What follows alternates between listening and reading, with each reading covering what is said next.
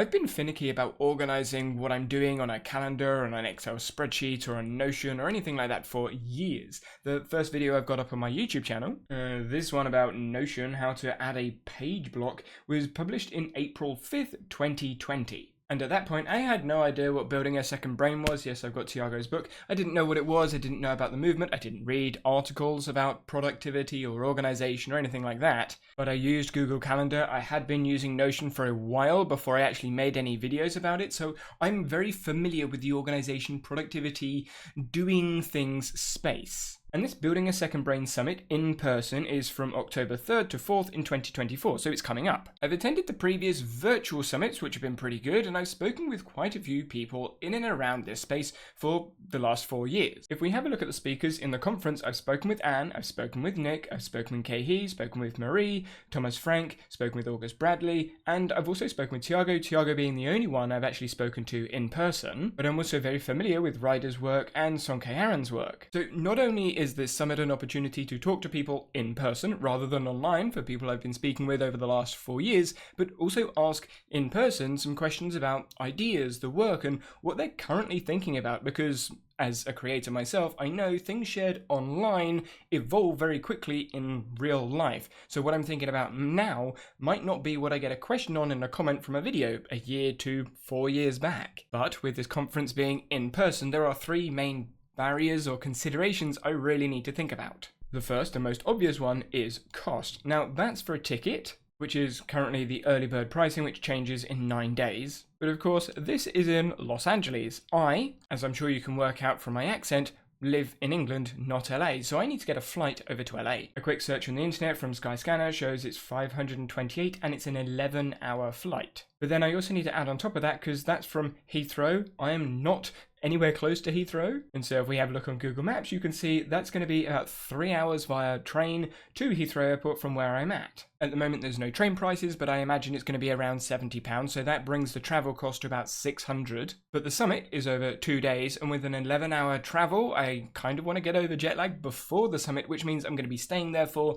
2, 3, maybe even 4 nights. So where am I staying? Looking at the Moxie and AC Hotel, that's the Second Brain Summit attendee room block. There's $250 roughly per night. Now that's per night, so if I'm there from, let's say, Wednesday, that's 1, 2, 3, 4, and that's not considering food, so that's around 1,500, 1,600 on top of the ticket. So add $1,000, that's about $2,500. Now I do recognize this includes lots of other things. You can see there's a, what do they call it? A swag bag of $4,500. If we scroll down, you can see all of the benefits from it, which is in this section. What is in the digital swag bag, which is essentially access to a lot of the courses and information that the speakers share. So money is the obvious first consideration. Is it worth going? And that brings us to point 2.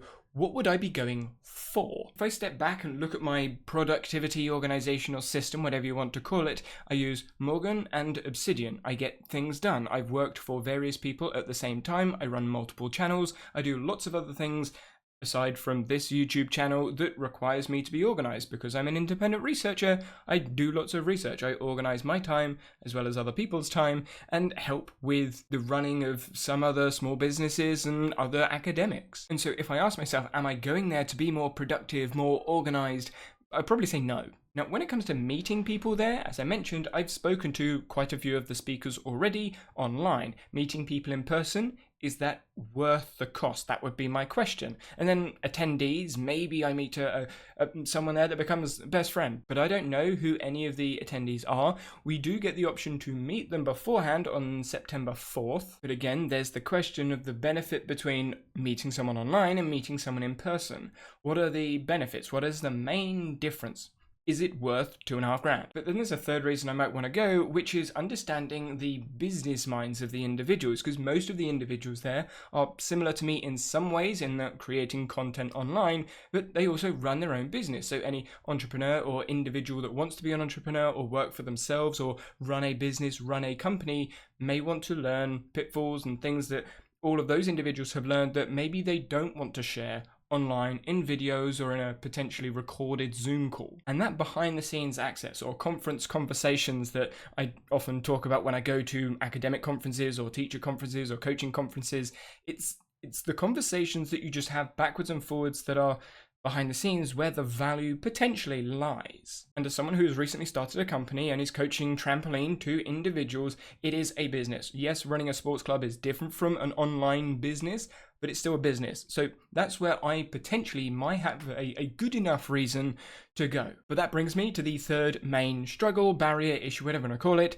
which is the time. Realistically speaking, this is going to be a week out of my life because you've got the travel time to and from airport and obviously to and from the country, plus the 2 or 3 days I'm going to be in LA, and then obviously coming back. It's going to be about 7 days. That is a week out of my time where I'm trying to start up running a company, running a club, which requires a lot of admin work, lots of emails, lots of funding, lots of equipment, navigation, going to different locations, and lots of other on-the-ground admin work that really I should be present for. Not to mention, I've already been traveling quite a lot over the last few months for similar reasons, for conferences and other places, international training camps, as example. So it's a lot of time that I'm taking out of being in the weeds of building the company. And yes, it's really odd saying building a company when really it's just a sports club. It's me and another coach coaching trampoline, but you need to be a company because of policies, procedures, and governance and all the rest of it.